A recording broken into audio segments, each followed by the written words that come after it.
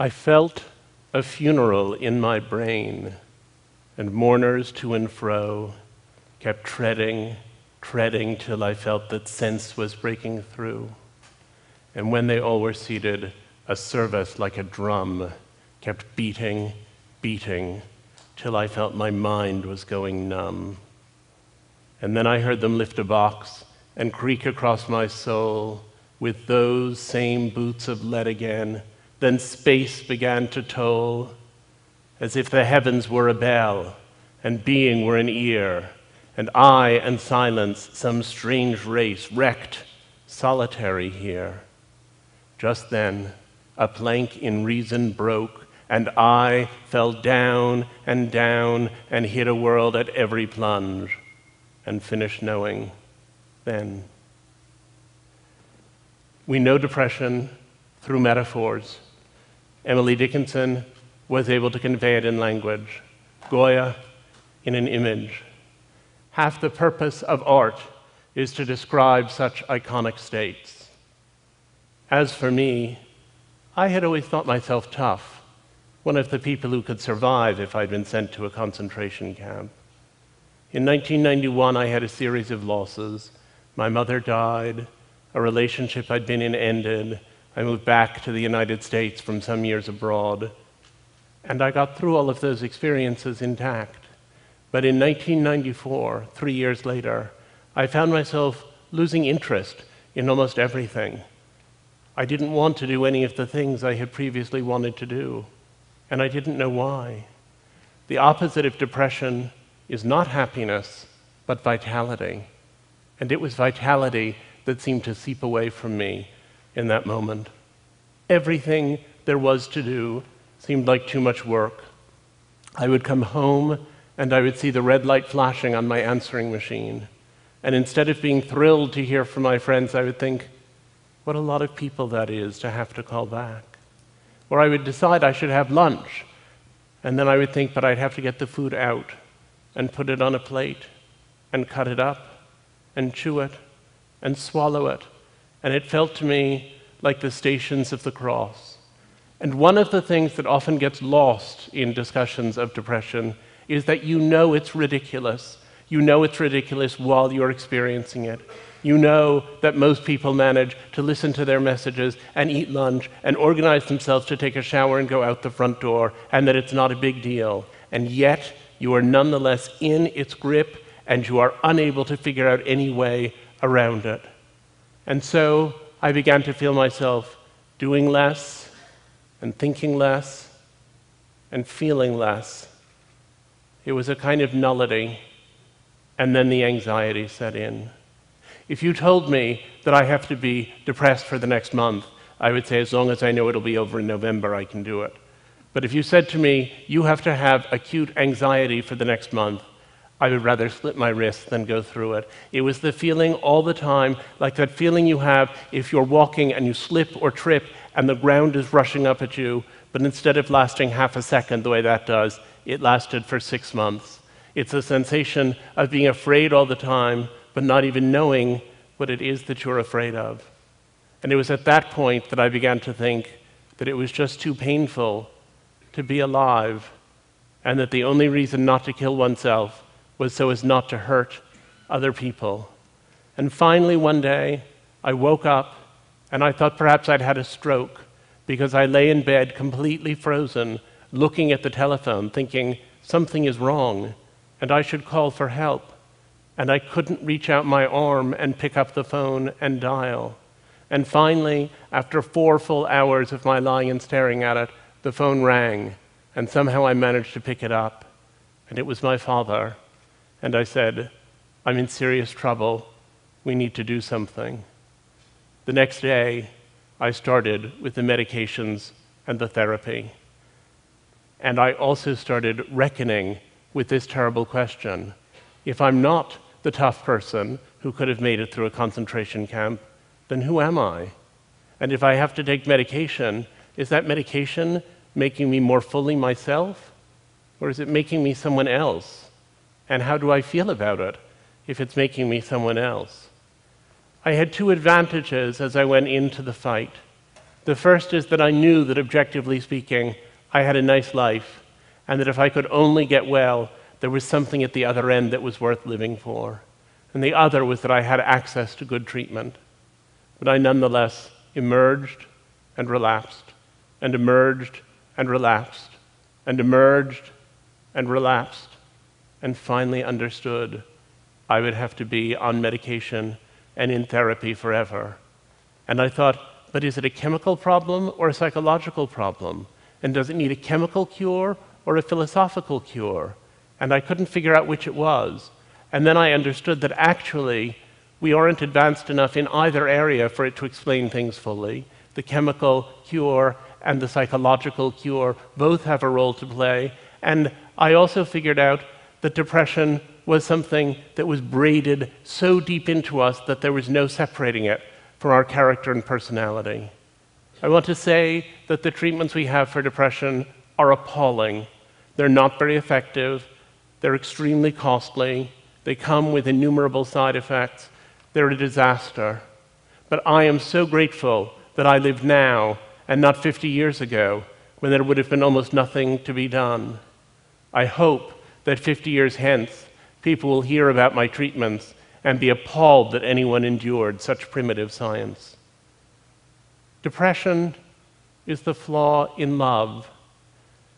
If you were married to someone and thought, well, if my wife dies, I'll find another one, it wouldn't be love as we know it. There's no such thing as love without the anticipation of loss, and that specter of despair can be the engine of intimacy. There are three things people tend to confuse: depression, grief, and sadness. Grief is explicitly reactive. If you have a loss and you feel incredibly unhappy, and then 6 months later you're still deeply sad but you're functioning a little better, it's probably grief, and it will probably ultimately resolve itself in some measure. If you experience a catastrophic loss and you feel terrible, and 6 months later you can barely function at all, then it's probably a depression that was triggered by the catastrophic circumstances. The trajectory tells us a great deal. People think of depression as being just sadness. It's much, much too much sadness, much too much grief at far too slight a cause. As I set out to understand depression and to interview people who had experienced it, I found that there were people who seemed, on the surface, to have what sounded like relatively mild depression, who were nonetheless utterly disabled by it. And there were other people who had what sounded, as they described it, like terribly severe depression, who nonetheless had good lives in the interstices between their depressive episodes. And I set out to find out what it is that causes some people to be more resilient than other people. What are the mechanisms that allow people to survive? And I went out and I interviewed person after person who was suffering with depression. One of the first people I interviewed described depression as a slower way of being dead. And that was a good thing for me to hear early on, because it reminded me that that slow way of being dead can lead to actual deadness, that this is a serious business. It's the leading disability worldwide, and people die of it every day. One of the people I talked to when I was trying to understand this was a beloved friend who I had known for many years and who had had a psychotic episode in her freshman year of college and then plummeted into a horrific depression. She had bipolar illness, or manic depression as it was then known. And then she did very well for many years on lithium, and then eventually she was taken off her lithium to see how she would do without it. And she had another psychosis, and then plunged into the worst depression that I had ever seen, in which she sat in her parents' apartment, more or less catatonic, essentially without moving, day after day after day. And when I interviewed her about that experience some years later, she's a poet and psychotherapist named Maggie Robbins. When I interviewed her, she said, I was singing, "Where Have All the Flowers Gone?" over and over to occupy my mind. I was singing to blot out the things my mind was saying, which were, you are nothing. You are nobody. You don't even deserve to live. And that was when I really started thinking about killing myself. You don't think in depression that you've put on a gray veil and are seeing the world through the haze of a bad mood. You think that the veil has been taken away, the veil of happiness, and that now you're seeing truly. It's easier to help schizophrenics who perceive that there's something foreign inside of them that needs to be exorcised, but it's difficult with depressives because we believe we are seeing the truth. But the truth lies. I became obsessed with that sentence, but the truth lies. And I discovered as I talked to depressive people that they have many delusional perceptions. People will say, no one loves me, and you say, I love you, your wife loves you, your mother loves you. You can answer that one pretty readily, at least for most people. But people who are depressed will also say, no matter what we do, we're all just going to die in the end. Or they'll say, there can be no true communion between two human beings. Each of us is trapped in his own body, to which you have to say, that's true, but I think we should focus right now on what to have for breakfast. A lot of the time, what they are expressing is not illness, but insight. And one comes to think what's really extraordinary is that most of us know about those existential questions, and they don't distract us very much. There was a study I particularly liked in which a group of depressed and a group of non-depressed people were asked to play a video game for an hour. And at the end of the hour, they were asked how many little monsters they thought they had killed. The depressive group was usually accurate to within about 10%. And the non-depressed people guessed between 15 and 20 times as many little monsters as they had actually killed. A lot of people said when I chose to write about my depression that it must be very difficult to be out of that closet, to have people know. They said, do people talk to you differently? And I said, yes, people talk to me differently. They talk to me differently insofar as they start telling me about their experience or their sister's experience or their friend's experience. Things are different because now I know that depression is a family secret that everyone has. I went a few years ago to a conference, and on Friday of the 3-day conference, one of the participants took me aside and she said, I suffer from depression and I'm a little embarrassed about it, but I've been taking this medication and I just wanted to ask you what you think. And so I did my best to give her such advice as I could. And then she said, you know, my husband would never understand this. He's really the kind of guy to whom this wouldn't make any sense. So it's just between us. And I said, yes, that's fine. On Sunday at the same conference, her husband took me aside. And he said, my wife wouldn't think that I was really much of a guy if she knew this, but I've been dealing with this depression and I'm taking some medication and I wondered what you think. They were hiding the same medication in 2 different places in the same bedroom. And I said that I thought communication within the marriage might be triggering some of their problems. But I was also struck by the burdensome nature of such mutual secrecy. Depression is so exhausting. It takes up so much of your time and energy, and silence about it, it really does make the depression worse. And then I began thinking about all the ways people make themselves better. I'd started off as a medical conservative. I thought there were a few kinds of therapy that worked. It was clear what they were. There was medication, there were certain psychotherapies, there was possibly electroconvulsive treatment, and that everything else was nonsense. But then I discovered something. If you have brain cancer and you say that standing on your head for 20 minutes every morning makes you feel better, it may make you feel better, but you still have brain cancer and you'll still probably die from it. But if you say that you have depression and standing on your head for 20 minutes every day makes you feel better, then it's worked, because depression is an illness of how you feel. And if you feel better, then you're effectively not depressed anymore. So I became much more tolerant of the vast world of alternative treatments. And I get letters. I get hundreds of letters from people writing to tell me about what's worked for them. Someone was asking me backstage today about meditation. My favorite of the letters that I got was the one that came from a woman who wrote and said that she had tried therapy, she had tried medication, she had tried pretty much everything, and she had found a solution and hoped I would tell the world. And that was making little things from yarn. She sent me some of them, and I'm not wearing them right now.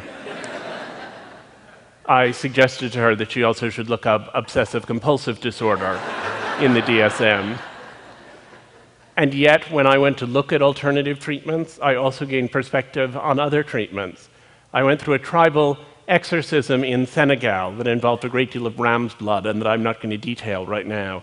But a few years afterwards, I was in Rwanda working on a different project, and I happened to describe my experience to someone. And he said, well, you know, that's West Africa, and we're in East Africa, and our rituals are in some ways very different, but we do have some rituals that have something in common with what you're describing. And I said, oh, and he said, yes. He said, but we've had a lot of trouble with Western mental health workers, especially the ones who came right after the genocide. And I said, what kind of trouble did you have?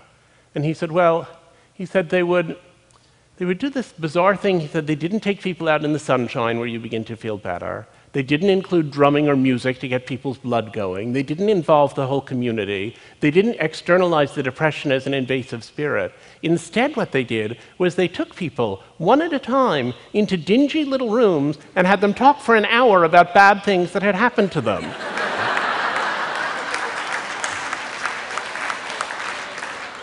He said, we had to ask them to leave the country.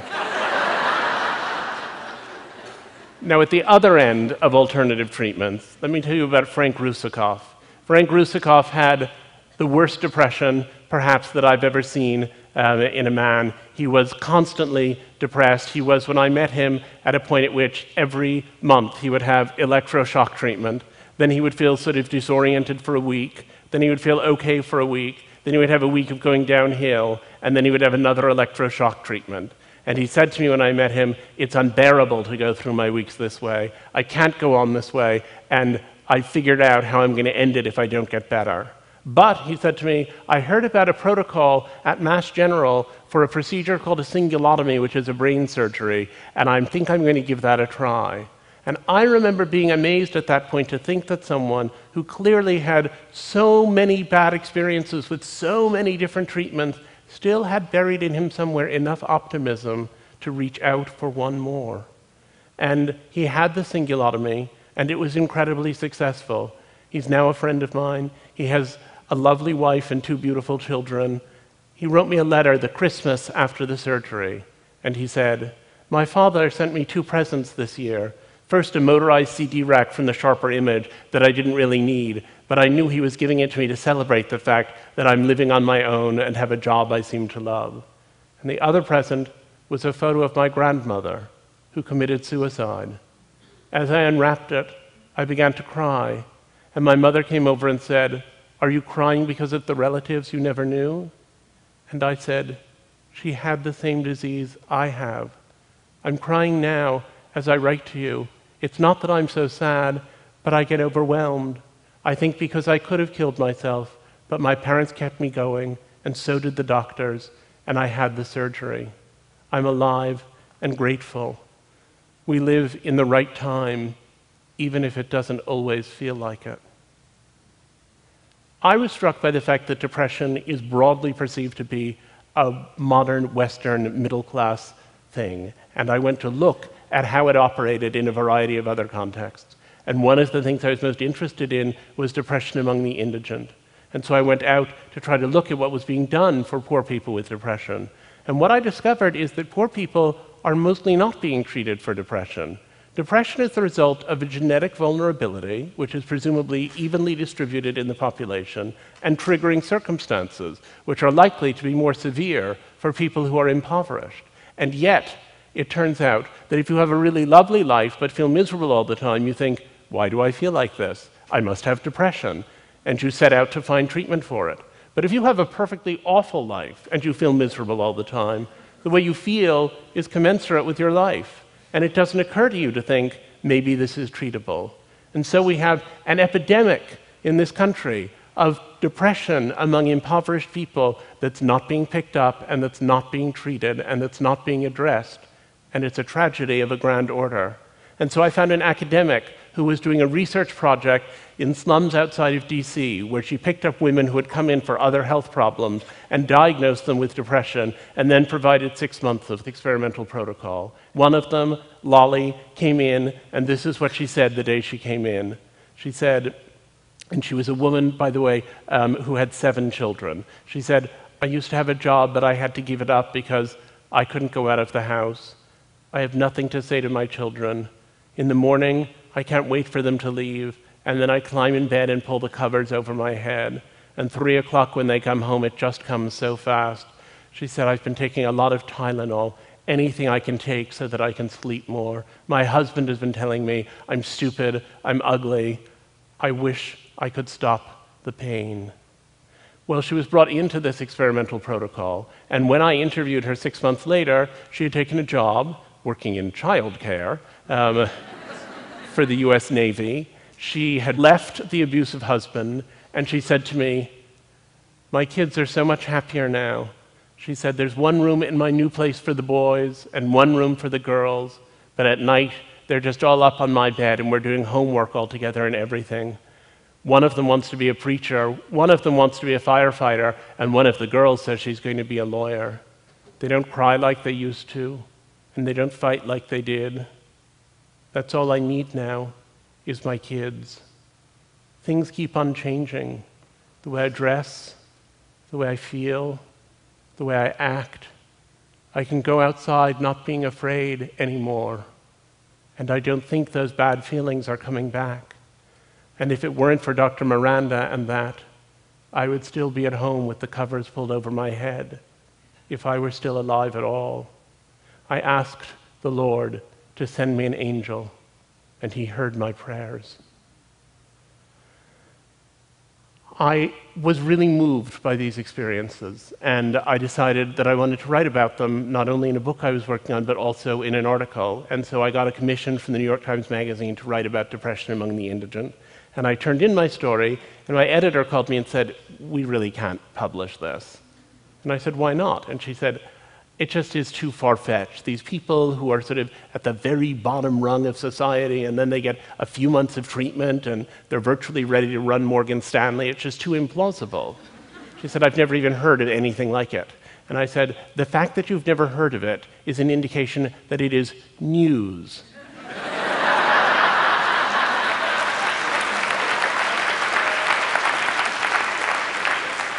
And you are a news magazine. So after a certain amount of negotiation, they agreed to it. But I think a lot of what they said was connected in some strange way to this distaste that people still have for the idea of treatment, the notion that somehow if we went out and treated a lot of people in indigent communities, that would be an exploitative thing to do because we would be changing them.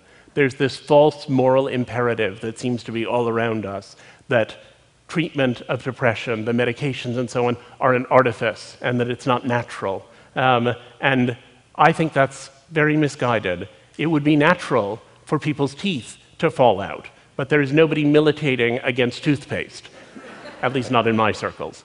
And people then say, well, but isn't depression part of what people are supposed to experience? Didn't we evolve to have depression? Isn't it part of your personality? To which I would say, mood is adaptive. Being able to have sadness and fear and joy and pleasure and all of the other moods that we have, that's incredibly valuable. And major depression is something that happens when that system gets broken. It's maladaptive. People will come to me and say, I think, though, if I just stick it out for another year, I think I can just get through this. And I always say to them, you may get through it, but you'll never be 37 again. Life is short. And that's a whole year you're talking about giving up. Think it through. It's a strange poverty of the English language, and indeed of many other languages, that we use the same word, depression, to describe how a kid feels when it rains on his birthday, and to describe how somebody feels the minute before they commit suicide.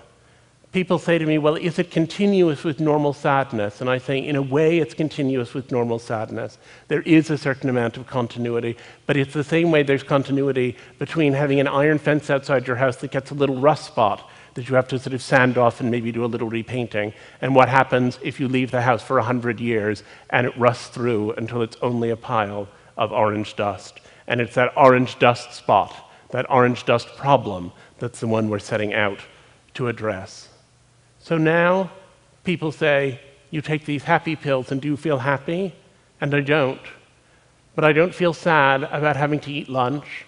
and I don't feel sad about my answering machine, and I don't feel sad about taking a shower. I feel more, in fact, I think, because I can feel sadness without nullity. I feel sad about professional disappointments, about damaged relationships, about global warming. Those are the things that I feel sad about now. And I said to myself, well, what is the conclusion? How did those people who have better lives, even with bigger depression, manage to get through? What is the mechanism of resilience? And what I came up with over time was that the people who deny their experience, the ones who say, I was depressed a long time ago, and I never want to think about it again, and I'm not going to look at it, and I'm just going to get on with my life. Ironically, those are the people who are most enslaved by what they have. Shutting out the depression strengthens it. While you hide from it, it grows. And the people who do better are the ones who are able to tolerate the fact that they have this condition. Those who can tolerate their depression are the ones who achieve resilience. So Frank Rusakov said to me, if I had it to do over, I suppose I wouldn't do it this way. But in a strange way, I'm grateful for what I've experienced. I'm glad to have been in the hospital 40 times. It taught me so much about love, and my relationship with my parents and my doctors has been so precious to me and will be always. And Maggie Robbins said, I used to volunteer in an AIDS clinic, and I would just talk and talk and talk. And the people I was dealing with weren't very responsive, and I thought, that's not very friendly or helpful of them. And then I realized that they weren't going to do more than make those first few minutes of small talk. It was simply going to be an occasion where I didn't have AIDS and I wasn't dying, but could tolerate the fact that they did, and they were. Our needs are our greatest assets. It turns out I've learned to give all the things I need. Valuing one's depression does not prevent a relapse, but it may make the prospect of relapse, and even relapse itself, easier to tolerate. The question is not so much of finding great meaning and deciding your depression has been very meaningful. It's of seeking that meaning and thinking when it comes again, this will be hellish, but I will learn something from it. I had learned in my own depression how big an emotion can be, how it can be more real than facts. And I have found that that experience has allowed me to experience positive emotion in a more intense and more focused way. The opposite of depression is not happiness, but vitality. And these days, my life is vital, even on the days when I'm sad. I felt that funeral in my brain, and I sat next to the colossus at the edge of the world. And I have discovered something inside of myself that I would have to call a soul, that I had never formulated until that day 20 years ago when hell came to pay me a surprise visit.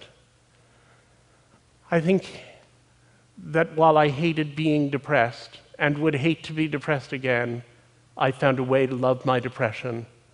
I love it because it has forced me to find and cling to joy. I love it because each day I decide, sometimes gamely and sometimes against the moment's reason, to cleave to the reasons for living. And that, I think, is a highly privileged rapture. Thank you.